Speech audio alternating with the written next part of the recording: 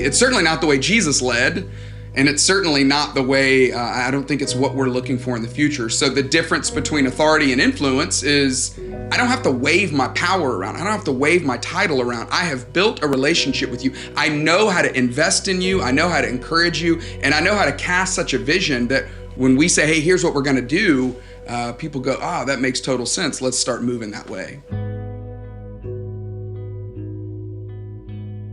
I love that we're talking about leadership and how to be an effective leader even when we're not in charge. So many of us as parents of adult children are interested in this topic, or people who work in positions where we're trying to get the team together, but we haven't been bestowed with authority to command people what to do. So let's go back and find out a little bit about how you got to where you are. Your ministry is primarily focused on leadership development. Why did you step away from your role as a pastor? Well, I still preach a lot at churches, so I still feel very connected to the local church. Our family's still a part of the church that I worked for almost 20 years. But 2017, I released this book called How to Lead When You're Not in Charge. I was really just trying to capture my own journey, my professional journey. And I was dealing with so many young adults, so many people that are kind of growing into their careers that were experiencing something real similar to what I was experiencing, which is I was trying to make a difference. I was trying to move things forward. I had ideas, I had dreams and plans and hopes. And I kept thinking, oh, well, if I could just get my boss's job, then I could really get all of this done. Right. And I would, the disillusionment honestly happened over time because I would get a couple of promotions. I worked in student ministry for a while, and then I became a campus pastor of a smaller campus and then a larger one. With every one of those moves, I had that sense of, it was a little bit of a letdown because I would think, oh, okay, now I'm going to be able to do what I feel like God's put me on the planet to do, what I feel like God has put in my heart to do.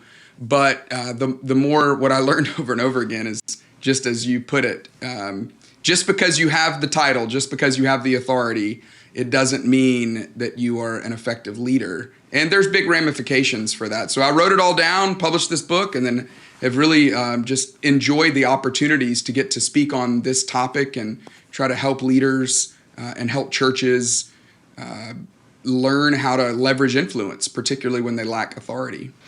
We've always heard that leadership and authority go hand in hand. Is that always the case? And do you have to have authority in order to lead?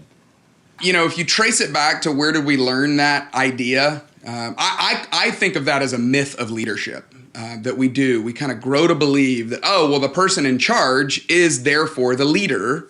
We learn it as a kid. It's the teacher, it's the principal, the coach, the bus driver, whoever a kid looks at as the authority figure. Naturally, we think, well, that's the one leading. And so then I think we come into our careers thinking, okay, well, if I'm going to be a leader, if I'm going to make things happen, and by the way, I think that desire in us to make a difference in this world is a God-given, baked into our DNA instinct that he's given us. And if we just sit back and go, well, I'm going to wait until I get to be in that position of authority, then I'll be a leader.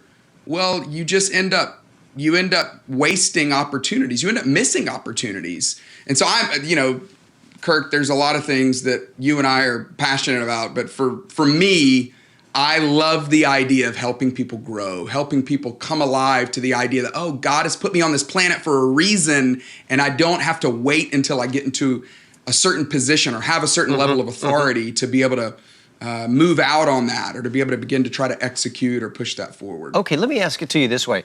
What is the difference between authority and leadership? I was in college. I think I was 20, 21 years old. And truth be told, I needed an easy A. And I found that the state of Georgia, I went to Georgia Tech in the middle of Atlanta, studied engineering, and I had gotten real involved in our church and was thinking I was going to move toward ministry, but I wanted to try this political thing. So I worked in the state capitol here in Atlanta. And I worked in the governor's office. And I was, as an intern, you make copies, you get coffee, all those things. But if you do those faithfully, you end up finding yourself in rooms where you learn a lot. And so I remember this one particular day, I was sitting in this meeting where the governor was a part of it. His whole, his cabinet was all involved with it. And they were talking about transportation or education or something. And he was so, he couldn't get them to do what he wanted them to do. And he starts banging the table. And at one point he yells above everyone and says, "I am the governor of the state of Georgia, listen to me." And I remember, as a 21-year-old, I remember sitting back thinking, and granted, to my knowledge, I had not read a leadership book. I had never been to a leadership conference. But I remember thinking, oh no, something's broken, right? If he's having to wave his authority around as the thing that's going to get people to do what he wants them to do, it just doesn't work that way. And we're finding this out with younger leaders. Younger leaders are just not interested in that kind of leadership style, that command and control. You do what I say to do because I'm in charge. I don't think it ever really worked, but it's certainly not the way Jesus led. And it's certainly not the way, I don't think it's what we're looking for in the future. So the difference between authority and influence is I don't have to wave my power around. I don't have to wave my title around. I have built a relationship with you. I know how to invest in you. I know how to encourage you. And I know how to cast such a vision that when we say, hey, here's what we're going to do, people go, that makes total sense. Let's start moving that way. So, Clay, can you think of an example of somebody who has had great influence in your life who did not have authority over you? Well, there's certainly great, there's loads of examples in history, not just directly in my own life, but indirectly. I mean, here in Atlanta, we're, obviously really proud of the work of Dr. Martin Luther King Jr. He was never given this is going to be the leader of the civil rights movement. No, he was the, associate pastor at Ebenezer Baptist Church. He was the president of the Southern Leadership Conference, but he influenced others in such a powerful way that he made a significant difference, not just, indirectly in my life, but directly in a lot of people's lives. But, for me, it's, there's a cousin of mine who was in our family, kind of the first one who broke out of what was normal in our family. Well, it was abnormal to go into ministry and to become a pastor. And, that as a teenager, watching him do that, and then the way he invested in my life, that really paved the way for me, so that when I went and told my parents that I was going to take this engineering degree and not throw it away, but not use it, but instead go into full-time ministry, I don't know, there was a pathway for that because of what he had done. So, I think everybody has someone. I love the question because everybody's got someone in their life who has made a significant difference, but they didn't have the title, they didn't have the position or the authority to be able to do that.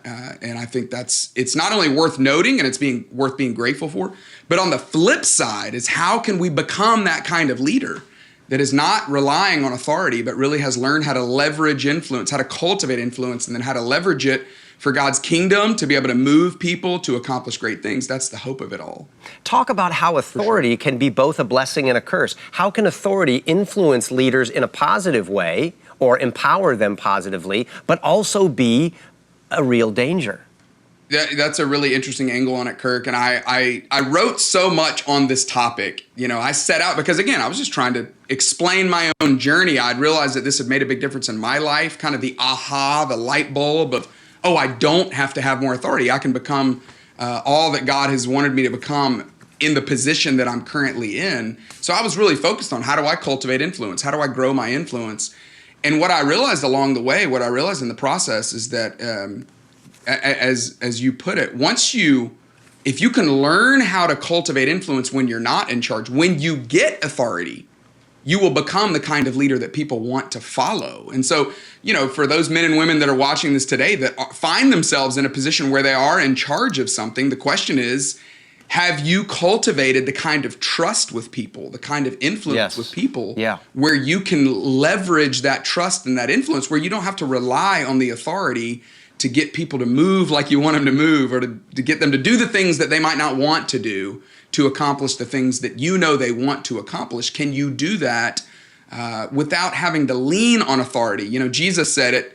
He said, hey, if you want to be great, go be great. But the pathway to become great is not to, as he said, don't become like those who lord their authority over others. They kind of keep people under their thumb. He said, no. You go and you serve, because the ones that serve, the ones that give their life away, the ones that are willing to be last, the ones that say, no, you all go first, those are the ones in the kingdom of God who are going to be the great leaders, according to Jesus. He said, even the Son of Man did not come to be served, but to serve others and to give his life as a ransom for many. So this is taking a playbook out of the leadership style of Jesus himself, who ultimately had all the authority, but didn't leverage his authority as something to be grasped or held on to. No, he poured it out on behalf of others. Hi, I'm Kirk Cameron. Thanks for watching this clip from my interview with Clay Scroggins.